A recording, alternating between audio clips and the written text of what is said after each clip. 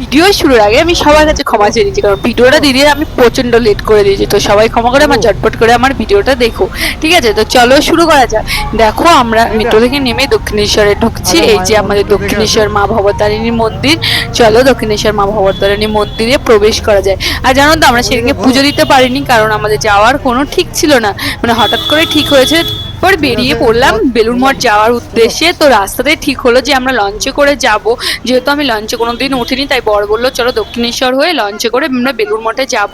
তো সেই মতো আমরা দক্ষিণেশ্বরে চলে এসেছি। এবার দক্ষিণেশ্বরে দূর থেকে একটু মাকে প্রণাম করে নিই, যেহেতু আমাদের ঠিক ছিল না, তো সকাল করে আসতে পারিনি, তো মাকে পুজো দেওয়াও হয়নি। তো এর আগে দিয়ে গেছি মাকে পুজো, দূর থেকে মাকে প্রণাম করে নিলাম।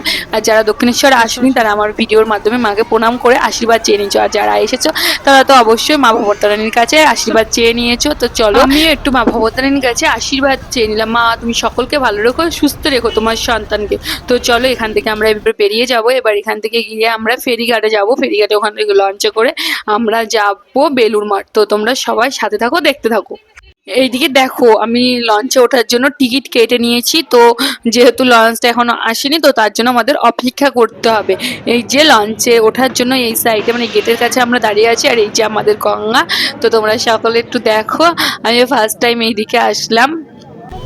ঘোষণা করে দিল আমাদের লঞ্চ থেকে চলে এসেছে, তাই একটু টাইম নষ্ট না করে আমি ঝটপট করে এগিয়ে যাচ্ছি। লঞ্চে জায়গা পাবো কিনা জানি না, তো বরকে বলেছিলাম এখানে একটা ছবি তুলে দাও না। বর বললো চলো সামনের দিকে আরো ভালো জায়গা আছে, ওখান থেকে তোমাকে একটা ফটো তুলে দেবো। তো দেখো সবাই এখানে ফটো তুলছে, আমি বরকে বলছি, তাও বর তুলে দিচ্ছে না। সামনে নাকি অনেক সুন্দর জায়গা আছে, ওখান থেকে তুলে দেবে। তো ঝটপট করে এগিয়ে যাই, তারপরে জানি না লঞ্চে জায়গা পাওয়া যাবে কিনা। এই যে লঞ্চে আমরা জায়গা পাইনি, দাঁড়িয়ে আছি। তো অনেকটা সুন্দর লাগছিল এখান থেকে বেলুড় মঠটাকে। তো দেখো এই যে তোমাদের বলছিলাম না, বেলুড় মঠটা অনেকটাই সুন্দর লাগছিল, আর গঙ্গার দৃশ্য জাস্ট অপূর্ব, মানে বলার ভাষা নেই অ্যাকচুয়ালি।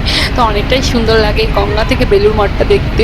তো তোমরা যারা যাওনি এখনো তারা গিয়ে ঘুরে আসতে পারো বেলুড় মঠ। এই যে কথা বলতে বলতে আমি বেলুড় মঠে চলে এসেছি। আর বেলুড় মঠটা দেখো সন্ধ্যার দিকে আমরা পৌঁছাতে অনেকটা লেট হয়ে গেছিলো, যেহেতু আমরা দুপুরবেলায় বেরিয়েছি। তো অনেকটা লেট হয়ে গেছিলো। তো কি হয়েছে, বেলুড় মঠটা এই যে সন্ধ্যার আগে আগে আমরা পৌঁছে গেছি। তো অনেকটাই সুন্দর লাগছিলো বেলুড় মঠটাকে। তো তোমাদের একটু ঘুরে দেখে দিই। তো দেখো এই যে বেলুড় মঠ, আমরা বেলুড় মঠের বাইরে দাঁড়িয়ে আছি। তো আমাদের বেলুড় মঠ ঘোরা হয়ে গেছে, ঠিক আছে? অনেকবার ঘুরেছো তুমি, আমাকে ছাড়া অনেকবার ঘুরেছো। হ্যাঁ তুমি এখানে পড়াশোনা হ্যাঁ কলকাতায় যখন থাকতো তখন এখানে ঘুরতে এসেছিলো অনেকবার, আমাকে নিয়ে আসিনি। তাহলে কী করা উচিত বলো তো? তখন তো আমি ছিলাম না, তার নিয়ে আসিনি, তাই না? এখন আসছি লাস্ট 6 বছর আগে, 6 বছর আগে। তো এখন তো চলে এসেছি, এখন তো যেখানে যেতে হবে আমাকে নিয়ে যেতে হবে, কিছু করার নেই নাকি? কি বলবো, সঙ্গে আছে হুনু বিড়াল, কোমর বেঁধেছে সে আর কি হুনু বিড়াল। আমি হুনি যেখানে যাবো কোমর তো খবর তো বাঁধতে বাঁধতে হবে দাদা। হ্যাঁ দেখো ছাড়িনি, সব জায়গায় যেতে হবে। আমাদের ফার্স্ট ট্রিপ এটা। হ্যাঁ আমার কালকে দেখা হবে ইকো পার্কে। কালকে যাবো ইকো পার্কে। তো ফার্স্ট টাইম ইকো পার্কে, সব জায়গায় আমি কলকাতায় মানে এসেছি এমনি ডক্টর দেখাতে, তো ঘুরতে কখনো আসিনি। এনার সাথে এই যে আসলাম। তো চলো একে একে কলকাতার সব মানে যেগুলো দেখার মতো, মানে আমাদের যে কদিন থাকা যায় আর কি, সে কদিন থাকবো আর তোমাদের সাথে সবটাই শেয়ার করবো। তো চলো।